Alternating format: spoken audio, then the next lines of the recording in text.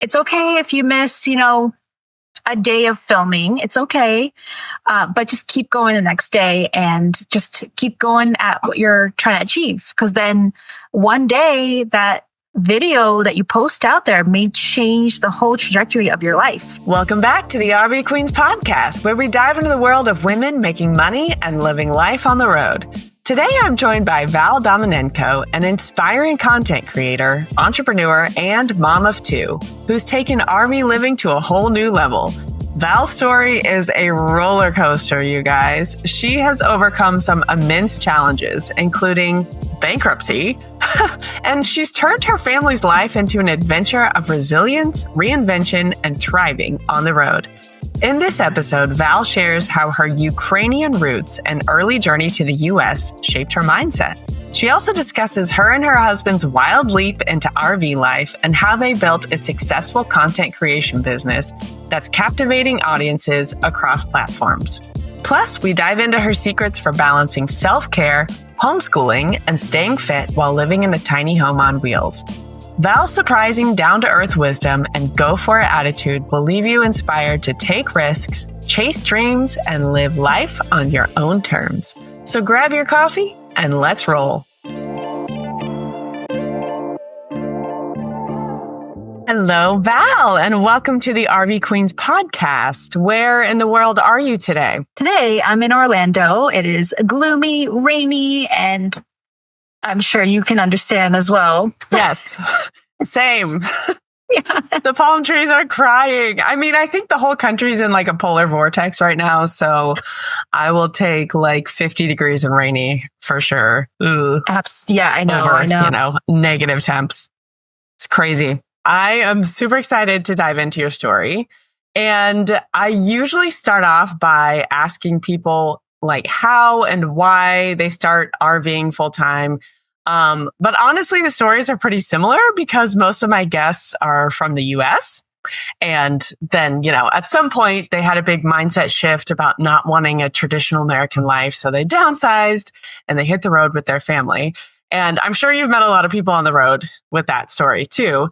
But with you, I'd like to go a little deeper if that's okay, because your life is very unique. First of all, you're from the Ukraine originally. So I got to ask a little bit about that. When did you first come to the US? When my parents were in Ukraine, it was such a hard life for them and barely getting by in life. So they wanted to come to America and create, more opportunities for their family. So I came when I was 2. I was a baby. So I basically grew up in America and I grew up in St. Louis, Missouri. When I was 17, I met my husband, my first boyfriend. So I moved to Chicago when I got married and was there for 10 years. That is where my kids were born. And then once we decided that one day came along where I was like, all right, it'd be cool to vacation in RV. So it was wild. My husband literally immediately, when I said those words, he took out his laptop and he was just let me look for an RV on Facebook Marketplace. That's crazy. Did your parents speak English? Maybe that's a dumb question, but did you grow up bilingual? I grew up in a very Russian, Ukrainian household, and we only spoke Russian. So when I went to kindergarten, I didn't know a lick of English. I didn't know what was being said. And I would randomly raise my hand thinking I was understanding what they were saying, but I didn't understand. So I got actually held back there was a grade between kindergarten and first grade. And then I had to learn how to speak English. I was in ESL classes my whole entire elementary school years. So that is, and Sesame Street. Thank God for Sesame Street. Oh, oh my gosh. That is amazing. I love picking up on accents, and I can kind of pick up a little bit of an accent on you still. And so I was like, she's got to speak something. Is it? Okay. I'm going to just totally show my ignorance here. Do you speak Russian in Ukraine? Okay. I actually had a friend from the Ukraine in high school, but I never asked her what language she grew up with. Yeah. So it's interesting. It's both are official languages of Ukraine, Russian and Ukrainian, depending on where you grew up. So I grew up on like the border of Russia. So that is a lot of Russian speaking people there in Ukraine. Gotcha. Awesome. Well, thank you for sharing that. I've been super curious about it. Also, I have to dive into the part that you met Mark and got married at 17. How did you guys meet? And like, how did that conversation go with your family? Like, I'm marrying Mark and we're moving to Chicago. Growing up, my dad would always be away, just providing for the family. He was always working. Both my parents were just trying to be, the best that they could in providing for their families. So my dad was always away, and I decided that I wanted to, just being outside of that circle, like I wanted to experience life myself, and I wanted to just get out of the house. Honestly, I wanted to get out of the house. And that's when I met Mark. And I was 17, which is wild because I'm a child, basically. I would never allow my kids to get married at 17. 9 months later, we got married. So that was really fast. He was my person and I was his. So it was kind of like perfect. I actually love like fast relationship stories because me and Drew had one too. And ours was actually 10 months from meeting and starting to date. And then like we got married within a year. We weren't 17, but I just want to like give you props that like, I really do think for some people when you know, it's like what else can I find? This is the one for me. So props to you.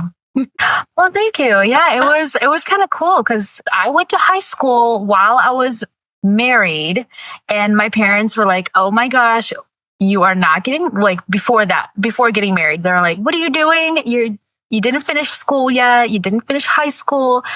You can't get married." But I was like, you know what? I feel like it's just my time. I don't know. I just felt it in my gut, and it was like intuition telling me like, just go with your gut. Like, this is what you need. And so we had hardships and stuff, but I never look back and be like, oh, I regret that. Like for me in my timeline, it just made sense. And so that's why I decided to just do it. And we both look back. We're like, that's crazy that we did that, but we have no regrets. So you mentioned that you guys started businesses in Chicago. Everyone knows that comes with like a roller coaster of highs and lows. And on Instagram, you wrote that you guys started off poor, became very rich, and then you hit a low point where you were almost homeless. Will you expand on that story for us? We started a recycling company, which recycles electronics and all sorts of things that plug into walls, TVs, old monitors and stuff like that. We became really successful really fast. And we had hired like 30 employees, and we had, a lot of headaches, obviously, but we were also like raking a lot of money in. One of the business partners, he decided to say, oh, well, I don't want to do this anymore. And kind of, in short, screwed us over and decided to just leave. And so it was a mess, and we had to go bankrupt for the company there was another company. It was like roofing and restoration stuff. When we became bankrupt, it was like the scariest thing in that moment because we thought we're going to lose our house. We thought we're going to lose everything that we own. We have kids. And so in that moment, then everything just came crashing down. We went from rich to basically nothing. It was actually a blessing in disguise because then once that passed, it was like, oh, this is actually not that bad. Like, it's not that scary. So we had to start from scratch, work our butts off again, and basically redo everything from scratch. What mindset do you think it took to bounce back from that for you and Mark? Persistence. Like, you have to keep going and not stop. And just day by day, keep going, take the baby steps and just keep going. Because that's the only thing that you could do is just try to keep going. I mean, props to Mark too, because he was definitely feeling it a lot more. I was more of like a supportive figure. And so he was just really feeling all the emotions at one point.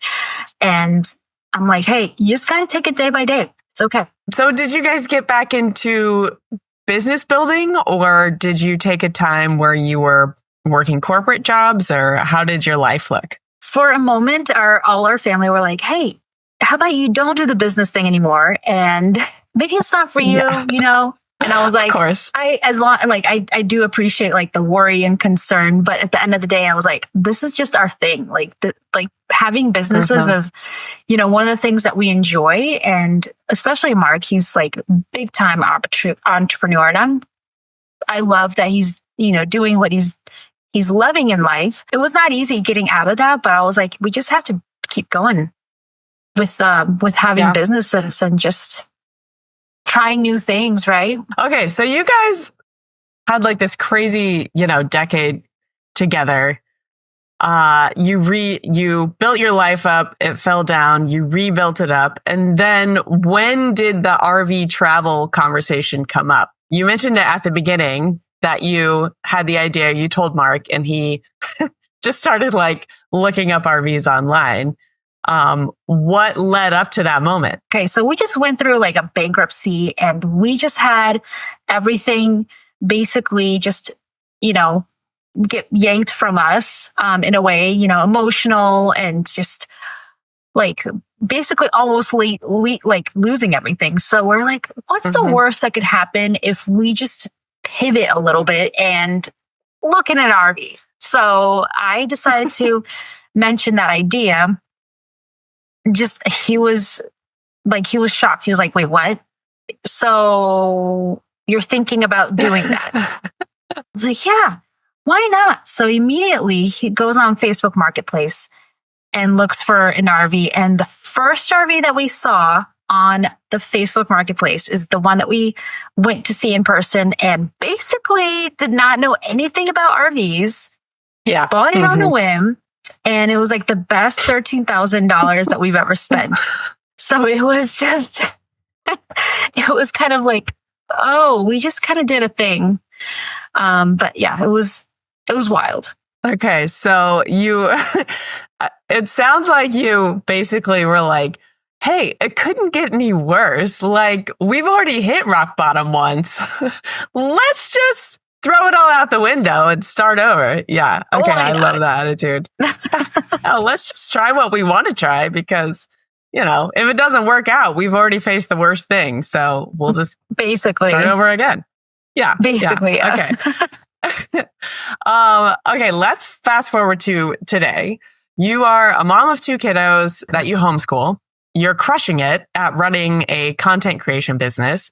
You have hundreds of thousands of followers, millions and millions of views across all platforms. And here's something that I really want to give you kudos for, is that your content across like multiple handles, multiple platforms is so consistent visually, like your lighting, your color tone, the clothes you wear, the way that the video like moves as you speak to the camera, like it's so cohesive. And as a former like brand, I used to be in design and branding and stuff like that. It makes my heart so happy. So first of all, like massive kudos to you for that. I know it's hard to develop that consistent look and feel. And I really want to ask you, like, tell me about when you started taking content creation seriously. Like, how did you develop that visual brand that you have now? Well, thank you so much. That's a lot of kind words. I appreciate the love. So we started back when we started like kind of traveling and we wanted to dabble into like content creation, and TikTok was huge. And after like COVID and stuff, everyone's like, I want to be a TikTok star. So we're like, okay, let's just try it and see where it goes. You know, we already did the RV thing. Like, you know, let's try content creation. Like we're very spontaneous people. And especially me, like, I just don't like planning things. I don't have a plan. I don't really, I don't know. It was just, some people like it irritates them that there is no plan. I'm like, what do you mean there's no plan? And for me personally, I'm like, what do you mean? How do you know what's going to happen? So we decided to dabble into, you know, content creation and just try it out. So once the ball started rolling for RV stuff, and I was like, well, this is kind of fun. And I decided to do another I guess, channel featuring RV tours and stuff like that, I was like, man, this is my jam. Like, I'm really enjoying this and I really like what I do. So how do you recommend for other up and coming content creators? How do others develop a consistent look and feel that stands out like you have? Well, I would say just be yourself, just be like who you are. Like, I have always just loved being a little bit more like edgy in fashion, or I do love black. I wear like a black uniform every single day. That's my thing. But add on a few fun pieces like leather shoes or a leather jacket and make it fun. It's always about like a visual perspective of like, how can we make this more fun? Like, how can we make this angle more fun? If you're doing something, how do you make it more interesting? Put in a different angle, wear your hair a little bit different, put on a red lipstick, switch it up a little bit, but be yourself and be genuine. Yeah. Yeah. I love that. It seems like I'm just going to assume that Mark is your camera guy and not one of your kids. Am I correct in that? That'd be really a talent. Is that right? That would be a very big talent of my kids to be like extra. You never know. You never know. You never know these days, right? But yes, Mark is my cameraman. Okay. So tell me about like how that collaboration goes. Do you just enjoy being the talent and he figures out like the angles and the other like just visual approach? Or do you guys kind of both do some work on each side, or how does that work? I think it's a mesh of both tastes. Like, he has the angles and he says, this is going to look amazing, or this. And I say, well, how about we switch it up and do this? Like, what if like my idea is better? Or he comes in and says, what if my idea is better? So it's basically a combination of both worlds of, I come from an art background. And so when I mesh my art skills in terms of like the angles or how I look, then he says, how do we make it better? So we kind of mesh our ideas together, make it, I guess, magic. Asking as a content creator, and I know other people will want to know this too, do you like write out scripts for yourself, or is what you're saying like you just think of it and then it just like sounds great? Usually Mark directs me. So I'm like, what do you want me to say? And I'll say it. Like, he's really good with that creative aspect. I'm more of a visual aspect. I guess a visual creator, and he's more of like the verbal creator. So he'll create the things that I need to say, which helps a lot because I'm like, dude, you got to help me out because I don't know what to say here in this moment. Yeah, that's how I feel too. I'm always like, I could do everything except will someone else just give me the words? It feels like the hardest thing. And even with like posting content online, I'm like, when it comes to the written stuff, the descriptions, the captions, I'm like, I cannot wait for the day when I can hire someone to just do all of this. Or like, I use ChatGPT sometimes. Like, I can't wait for AI to be better at writing this because it's my least favorite thing. I know it takes time though. It takes time to like write something out. And sometimes you just don't have like the mental capacity to even think of what you need to write. Cause you're just like, I created this video and now I have to create this like blog situation under my post. Cause yeah, totally. It's like, so much work. I know. I'm not here to be a blogger, people. Okay. Do you know who Jasmine Star is? I'm sure you do. That sounds familiar. Okay. She's one of those like marketing geniuses, like social media marketing. If you look her up, you'll probably recognize her face. But she started out as a photographer and built her brand on Instagram. And now she teaches people how to thrive on social media and stuff like that. But her content is so consistent, like stylistically, even her writing, like she just treats everyone like her best friend. And then she has like these pages long captions. And I always think to myself, like, either your team is on point or somehow you're a unicorn that's really good with visual and written because how are you doing this? It's amazing. So I know that's anyways, hard. you should look her up. Maybe you find some inspiration. For sure. I'm down for that. Yeah. Okay. So I'm curious to hear, at what point did you start monetizing your content? A couple of years after we started RVing, and, we met so many content creators. They were like, hey, we're making money this way. I was like, wait, what? Hold the phone. So you can make money with brands remotely. You don't have to show up to an office. You don't have to do anything crazy. You just have to make content for these companies. And I was like, all right, sign me up. So immediately I was like, how do I get started? And so I searched like random resources and podcasts and courses that were out there, and really helps to like kind of push toward that and pitch to new companies and just get exposure out there. So at first it started off with obviously just free products, free stuff that were, out there. And over time, just kind of saying, hey, I have X amount of followers and I'm worth this much, so it's funny because you can actually put a price on a content creator, which is the funniest thing. I'm like, well, it makes sense because, you can see like how well their views are and, what kind of engagement and what kind of like people are watching their content. So you can pretty much base off, off of those numbers. So then I was like, yep, let's do it. So that is one of our ways that we make money. Yeah. And so how many years ago would you say that was?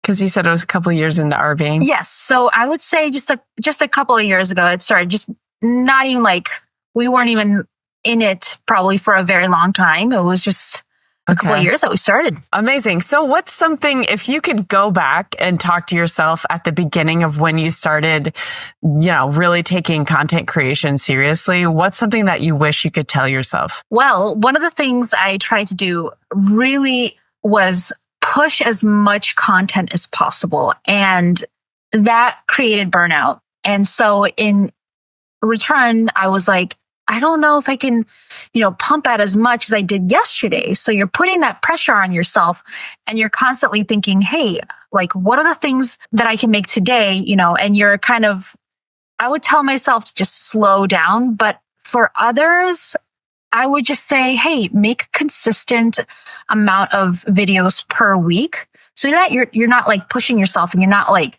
forcing yourself to make these videos. So just like, it's okay if you miss, a day of filming, it's okay.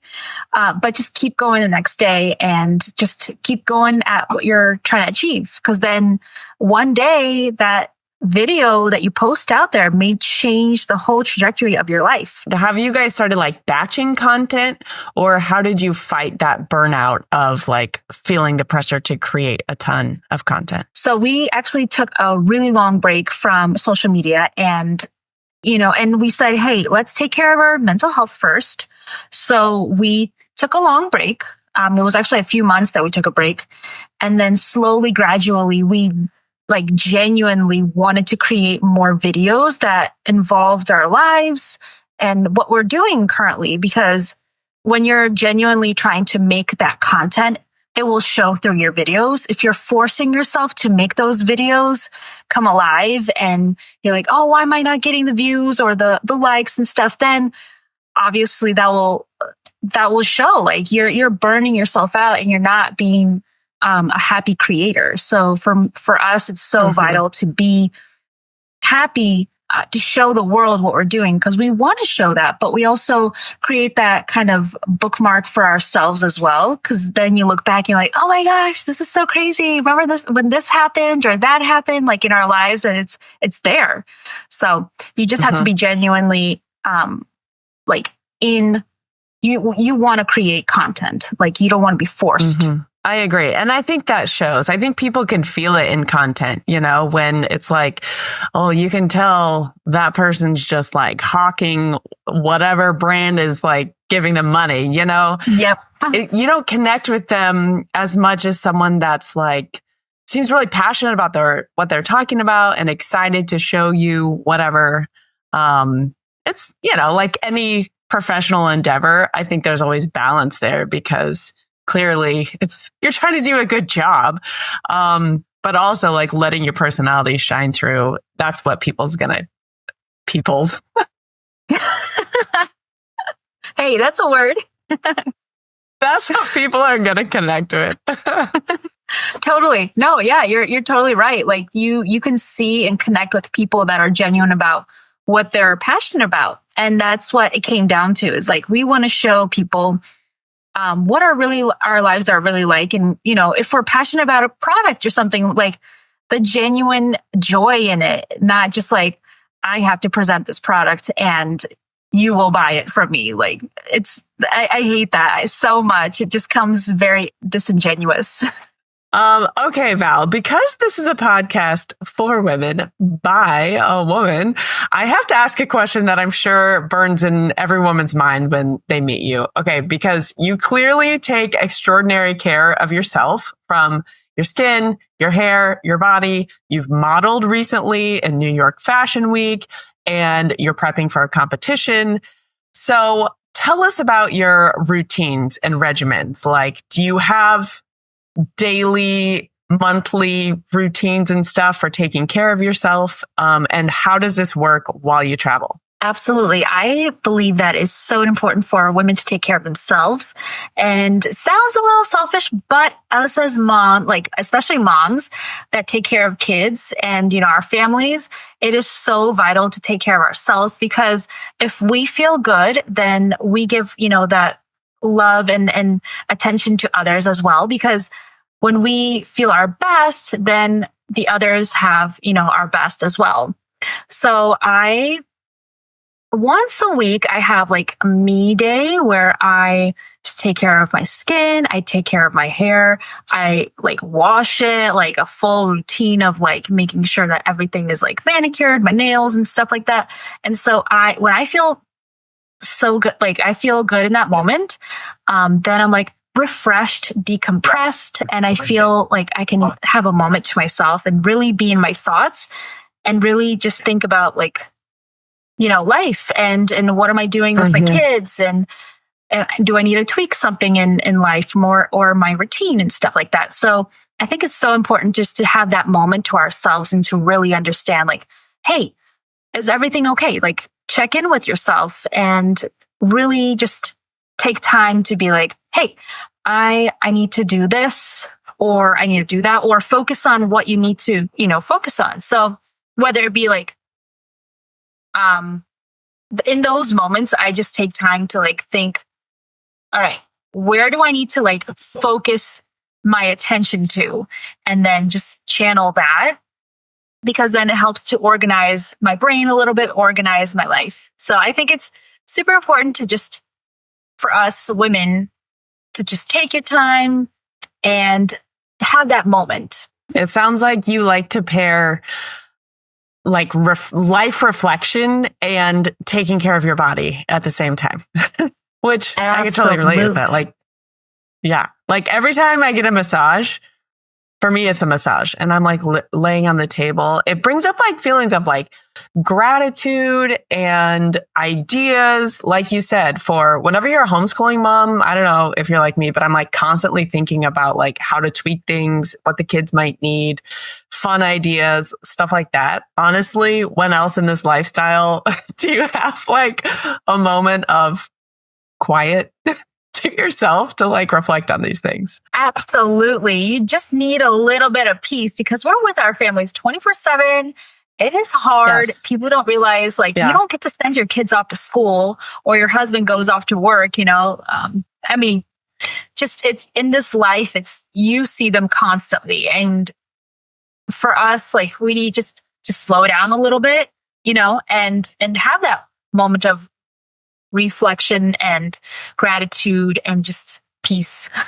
You seem super fit. Do you work out like every single day, or multiple hours a day, or like what does that look like for you? Used to be just in like an hour and a half in the mornings. I would say like 3 to 4 times a week.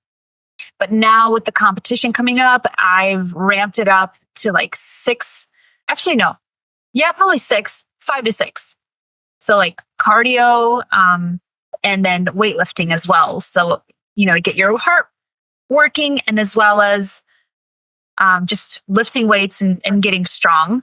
And that is like my therapy time, because I get stressed. I get like overthinking about things, and sometimes you just have to like break it and do something else, like lift some weights, because that will literally immediately stop the overthinking. I'm not thinking about anything in that moment. It's almost kind of like meditation in a way. So I really enjoy that. And so I spend around 1.5 hours to 2 hours at the gym. If a really good day, and I'm like, all right, I got, nothing too crazy going on. And if I go early enough in the morning, like 6 a.m., I'm at the gym, and that's my time to just decompress, think about life. I guess that me time in a way. That's good to know. I was going to ask how you fit that into your day with like, homeschooling and content creation and like everything else you guys have going on. So do you just have to find a gym everywhere you go? So we do have a seasonal, and luckily for the seasonal, it's like the campground is right next to this gym that I'm going to. And good. Like with the gym, I'm able to actually go and access any gym I want in the country. Actually, it's worldwide too. So when we travel like around the world or something, there's also a gym. Yeah, there's a few chains like that. Like I think my husband does, is it Planet Fitness? And he pays, it's like so affordable too. I don't know if that's the one you use, but it's like 25 or 50 a month or something like that. And then he can go to any of them around the country. And it's been, I would say like 60% of the places we've traveled have one, but it, when we're in the area, it makes it like way easier. Yeah, totally. No, I go to Anytime Fitness, which is like so easy. It's you have a key fob. So it's like basically you just come in with a key and nobody asks. Like if you have a key fob, then you obviously have access to those gyms. And so I just come in and I'm like, it's open 24/7, which is nice too. That is awesome. Oh my gosh, that's amazing. Yeah. Gonna have to look into that. It's pretty cool. It's pretty cool because you could just go anywhere in the country and you just have access to the gym. Val, this has been so inspiring. And honestly, I've just loved getting to know you better. Before I ask my last question, will you go ahead and share with everyone where they can connect with you online? So I'm at the travel show, and Val's reviews are exclusively like reviews of RVs, but I showcase like my lifestyle stuff on the travel show. I want to end today with a couple rounds of 1-on-1 questions where I ask a question and then we both answer it. So don't think too hard on these. It's just the first thing that comes to mind. And I only have 2 questions for you today. So the first one is, what is something about travel life that drives you crazy that not many people know about traveling? Well, I would say being the Class A, what is extremely hard with privacy. I don't have my own space. And so that is the thing that is driving me nuts, because I have kids that are growing up and they're soon to be teenagers. So the more privacy, the better. And so I'm getting a little smidgen of that. Yeah, mine, I mean, that for sure. We also, we're in a 5th wheel right now, but we only have 1 bathroom. And I'm like, shower time is like so sacred. It's like, this is the only time that I'm completely by myself for like 20 minutes. And then it'll be like, Mom, I had to go to the bathroom. And I'm like, yeah, that's definitely a challenging part about living in a little tiny home here. I also we were kind of like you. We didn't know anything about RVs or RVing before we bought one. And I never realized like how bouncy they are. And we have stabilizers and stuff like that. And maybe a Class A is different, but like even when you sleep at night, it's like when someone moves in their bed, like the RV just kind of bounces. Absolutely. So, we have the same thing. Yeah. It's like I don't enjoy it, and I know. Yeah.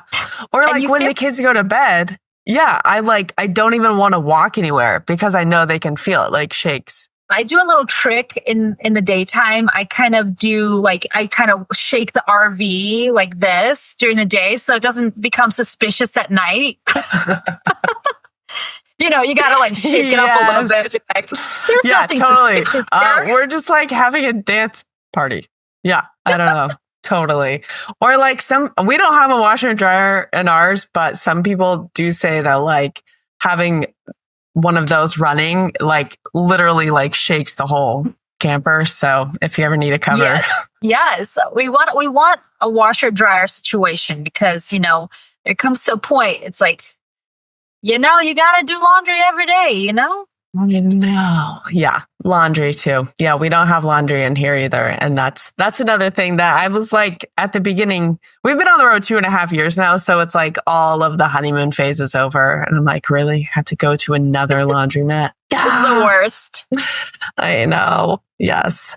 Okay, Val, my last question is, where are you most excited to travel to in 2025? We planned something in Colorado. We love Colorado. And we plan to just go out west and see the mountains because it's beautiful and it's so cool. It's different than the East Coast. I don't have a favorite, in terms of like West Coast or East Coast. They both have amazing qualities to them. But the West Coast, if you get to like Utah, it almost feels like Mars and a different planet. So I totally love that. Like I enjoy that for a little bit. And then I'm like, all right, we got to go to the beach. So we take ourselves to Florida and go to the beach. Yes, totally. We did a big loop out west last year and it was the same thing. I had never been so long in the desert and it felt like a different world out there. So this year we do have a trip to Hawaii planned in June. I've never been to Hawaii. Oh my God. And I'm really looking forward to that. So it'll be fun. That's going to be so awesome. What island? It's I'm going to be honest, it's for like my husband's work trip. And so it's kind of like the kids can come along. So it's not like a total like vacation, but I mean, not for Drew. For the rest of us, it is, obviously. That's going to be awesome. It'll be fun anyway. Yeah, you're going to love Hawaii. So. It's beautiful. Yeah. Have you been there with kids before? Yeah. So we went there last year when we went around, like literally around the world. We went from like Chicago to New York to like Singapore, around Asia, and then literally went around the world to Hawaii. And so we ended off the trip kind of in Hawaii and then back to Chicago. But it was like so cool because like my kids never been there and I have been there once before. So it's so beautiful and I'm sure your kids are going to love it because it's just so, it doesn't feel like Florida. It doesn't feel like California. It just feels like a different country. Honestly, you're going to love it. I'm really excited about being there, but like the flight there is what I'm worried about with kids. I know. And like the sleeping, I don't know, like I just don't want overtired kids in Hawaii, but so many other people have done this before. I'm sure we will figure it out. You'll figure it out, but it is harder to go out, I guess, east than it is west. So you'll be fine. Because when you're going to go the opposite way, you're going to be like, oh, shoot, we got to go to bed really early because you're going like 5 hours earlier than your usual bedtime. But over there, you're going to be like, party. Yeah, that's right. It'd be like, and you will sleep in. Yeah. Yeah, for sure. But nonetheless, you'll have a blast. Awesome. Yeah, I think so too. I hope so.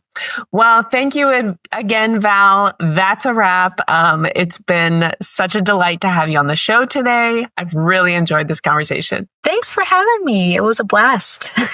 You're welcome. Anytime. And I will see you on the road. Thank you so much for tuning in to today's episode and for being part of the RV Queens community. Remember to hit subscribe on whatever platform you're listening on. And guess what? You can have conversations like I had on this episode with your fellow RV women who are living intentionally and making money on the road. Head to rvqueenspodcast.com/community to join RV Queen Circles today. It's a totally unique online space with a shared prosperity model that's all about community over competition. I'd love to have you be a part. All right, guys, I'll see you next week, or hopefully I will see you on the road. Peoples.